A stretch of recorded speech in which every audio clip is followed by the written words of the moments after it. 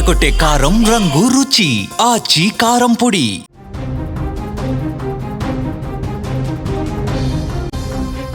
నాగర్ కర్నూలు జిల్లాలో విషాదం నెలకొంది.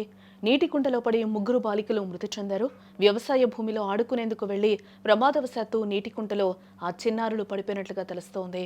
ఊర్కొండ మండలం ముచ్చర్లపల్లెలో ఈ ఘటన చోటు చేసుకుంది.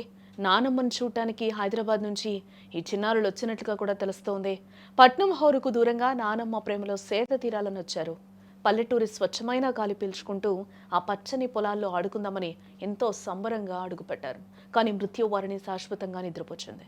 నాగర్ కర్నూలు జిల్లా ముచ్చర్లపల్లిలో జరిగిన ఈ హృదయ విదారకర ఘటన అటు నగరాన్ని ఇటు పల్లెను కన్నీరు మున్నీరు చేస్తోందని చెప్పుకోవచ్చు.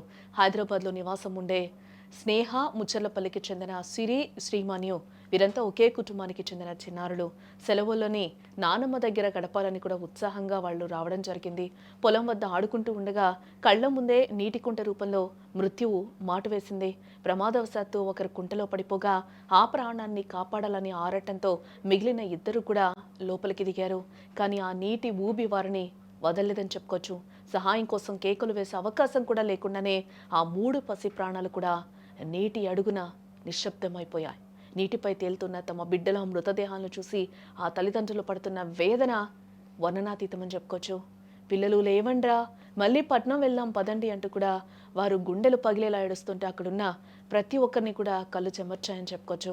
అపురూపంగా చూసుకున్న పిల్లలు ఉన్నత చదువులు చదివి ప్రయోజకులవుతారని కలలు కన్నా ఆ తల్లిదండ్రులకు ఇప్పుడు మిగిలింది కేవలం తీరని శోకమే అని చెప్పుకోవచ్చు.